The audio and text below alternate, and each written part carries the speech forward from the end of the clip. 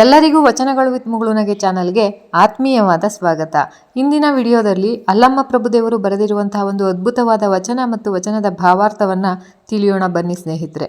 ವಚನವು ಹೀಗಿದೆ: ಅರಿವು ಉದಯವಾದಲ್ಲದೆ ಮರಹು ನಷ್ಟವಾಗದು, ಮರಹು ನಷ್ಟವಾದಲ್ಲದೆ ಅರಿವು ಸಯವಾಗದು, ಅರಿವು ಸಯವಾಗಿ ದೊರೆಕೊಂಡ ಬಳಿಕ ಗುರುವಾರು ಲಿಂಗವಾರು ಆವುದು ಘನ ಆವುದು ಕಿರಿದು ಕೇಳ, ಗುಹೇಶ್ವರ ಲಿಂಗದಲ್ಲಿ ಅರಿದು ಮರೆದು ಉಪದೇಶವ ಹಡೆದೆಡೆ ಮುಂದೆ ನಿಜವೆಂತು ಸಾಧ್ಯವಪ್ಪುದು ಏಳ ಮಡಿವಾಳ ಮಾಚಯ್ಯ.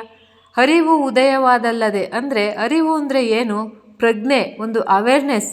ನಾನು ಅಂದರೆ ಯಾರು? ನಾನು ಅಂದರೆ ಈ ದೇಹವ? ನಾನು ಅಂದರೆ ನನ್ನ ಅಹಂಕಾರ ಮಿಶ್ರಿತ ಮನಸ್ಸ? ಅಲ್ಲ, ಮನಸ್ಸಲ್ಲ. ನಾನು ಎಂದರೆ ಆತ್ಮ ಎನ್ನುವ ಅರಿವು. ಅರಿವೇ ಗುರು ಅಂತ ಬಸವಣ್ಣ ಹೇಳಿದ ಹಾಗೆ ಸೆಲ್ಫ್ ಅವೇರ್ನೆಸ್ ಉದಯವಾದಲ್ಲದೆ, ಅದು ನಮ್ಮಲ್ಲಿ ಎಚ್ಚರವಾಗದೆ ಜಾಗೃತವಾಗದೆ, ಆತ್ಮ ಪ್ರಜ್ಞೆ ನಮ್ಮಲ್ಲಿ ಜಾಗೃತವಾಗದೆ ಮರಹು ನಷ್ಟವಾಗದು. ಮರಹು ಅಂದರೆ ಏನು? ಮರೆವು. ಮರೆವು ಅಂದರೆ ಒಂದು ಫರ್ಗೆಟ್ ಫುಲ್ನೆಸ್. ಯಾವುದನ್ನು ಮರ್ತಿದ್ದೇವೆ ನಾವು. ನಾನು ನನ್ನ ಆಫೀಸಲ್ಲಿ ಸಿಕ್ಕಿರೋ ಒಂದು ಡೆಸಿಗ್ನೇಷನ್ ಇಂಜಿನಿಯರಿಂಗ್, ಡಾಕ್ಟರ್, ಲಾಯರ್, ಅಥವಾ ನನಗೆ ಹುಟ್ಟಿದಾಗಿನಿಂದ ಬಂದಿರೋ ಹೆಸರು ಇರ್ಬೋದು. ಅದು ನಾನು ಅಂತ ಅಂದ್ಕೊಂಡಿದ್ದೇವಲ್ಲ, ಅದು ಜಗತ್ತಿನ ಜೊತೆ ವ್ಯವಹರಿಸಲು ಮಾಡಿಕೊಂಡ ಒಂದು ಒಪ್ಪಂದ ಅಷ್ಟೇ. ಹೆಸರು, ಡಿಸಿಗ್ನೇಷನ್, ಟೈಟಲ್ಗಳು, ನಮ್ಮ ಹುದ್ದೆ ಎಲ್ಲವೂ ಹೊರ ಜಗತ್ತಿನ ಜೊತೆಗೆ ನಾವು ಮಾಡಿಕೊಂಡ ಒಂದು ಅಗ್ರಿಮೆಂಟ್, ಒಪ್ಪಂದ ಅಷ್ಟೇ. ಅದನ್ನೇ ನಾನು ಅಂತ ಅಂದ್ಕೊಂಡಿದ್ದೇನಲ್ಲ, ಆ ಮರಹು ಕಷ್ಟವಾಗದು, ಹೋಗದು. ನಾನು ಆತ್ಮ, ನಾನು ದೇಹವಲ್ಲ.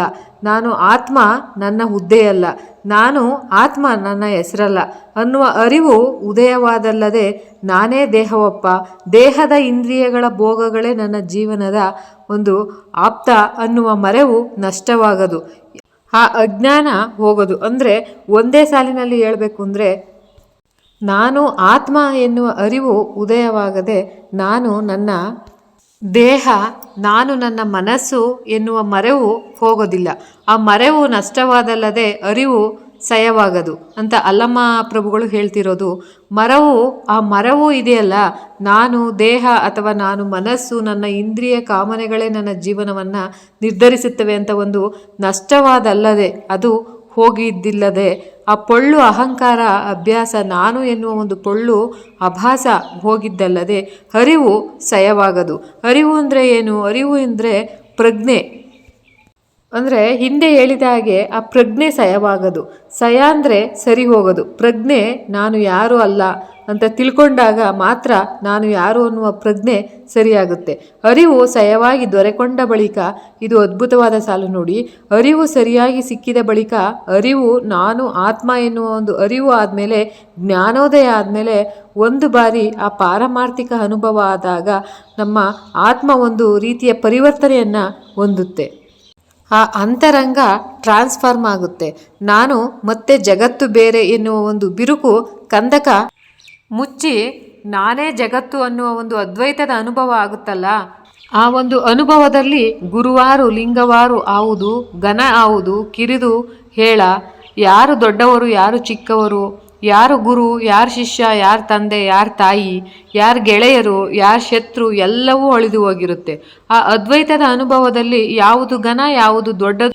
ಘನ ಅಂದರೆ ದೊಡ್ಡದು ಯಾವುದು, ಕಿರಿದು ಯಾವುದಪ್ಪ? ಕಿರಿದು ಹೇಳ, ಅಲ್ಲಿ ದೊಡ್ಡದು ಚಿಕ್ಕದು, ಕೆಟ್ಟವರು ಒಳ್ಳೆಯವರು ಎಲ್ಲವೂ ಡಿಸ್ಟಾಲ್ ಆಗಿಬಿಟ್ಟಿರುತ್ತೆ, ಕರಗಿರುತ್ತೆ. ಒಂದು ಏಕತ್ವದ ಅನುಭವ ಆಗುತ್ತಲ್ಲ.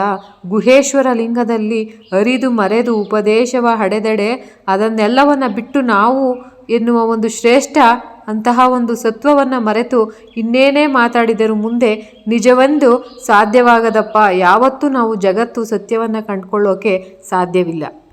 ಹಾಗಾಗಿ ಈ ವಚನದ ಸಂದೇಶ ಏನಂದರೆ, ನಾವು ದೇಹವಲ್ಲ, ದೇಹದ ಕಾಮನೆಗಳಲ್ಲ, ನಮ್ಮ ನಾಲಿಗೆ ರುಚಿ ಒಂದು ಜಂಕ್ ಫುಡ್, ಒಂದು ಅಡಿಕ್ಷನ್, ತಿನ್ನೋದು ಇಷ್ಟೇ ಅಲ್ಲ, ಅದಲ್ಲದೆ ಒಂದು ನಾನು ಅನ್ನೋದು ಒಂದು ಅಡಕವಾಗಿದೆಯಲ್ಲ, ಆ ಆತ್ಮ ನಾನು ಅಂತ ಕಂಡುಕೊಂಡಾಗ ನಮ್ಮ ಅರಿವು ಸಯವಾಗುತ್ತೆ, ಅರಿವು ಸರಿಯಾಗುತ್ತೆ. ಆಗ ಜಗತ್ತನ್ನು ನಾವು ಒಂದು ರೀತಿ ದ್ವೇಷದಿಂದ ವೈರತ್ವದಿಂದ ಕಾಣೋದು ಕಡಿಮೆ ಆಗುತ್ತೆ. ಆಗ ಒಂದು ರೀತಿಯ ಶಾಂತಿ ನಮ್ಮಲ್ಲಿ ಲಭಿಸುತ್ತೆ. ಯಾವಾಗ ನಮ್ಮ ಮನೆಯ ಮುಂದೆ ಇರೋರು, ಮನೆಯ ಪಕ್ಕದವರು, ಮನೆಯ ಮೇಲಿರೋರು, ಮನೆಯ ಕೆಳಗಿರೋರು ಎಲ್ಲರೂ ನಾವು ಒಂಥರ ಶತ್ರುಗಳಾಗಿ ನೋಡ್ತಿರ್ತೀವೋ ಅಲ್ಲಿವರೆಗೂ ಅಲ್ಲಿಯ ಒಂದು ನೆಮ್ಮದಿ. ಯಾಕೆ ಒಳಗಿನ ಶತ್ರು ಅಹಂಕಾರ ಎನ್ನುವ ಶತ್ರು ಹೊರಗಿನ ಜಗತ್ತಿನ ಶತ್ರುಗಳನ್ನು ನಮಗೆ ತಂದು ತೋರಿಸ್ತಿರುತ್ತೆ. ಒಳಗೆ ನಾವು ನಮ್ಮ ಅಹಂಕಾರವನ್ನು ಕಿತ್ತೊಗೆದಾಗ ಎಲ್ಲವೂ ಸರಿಯಾಗಿ ಬಿಡುತ್ತೆ.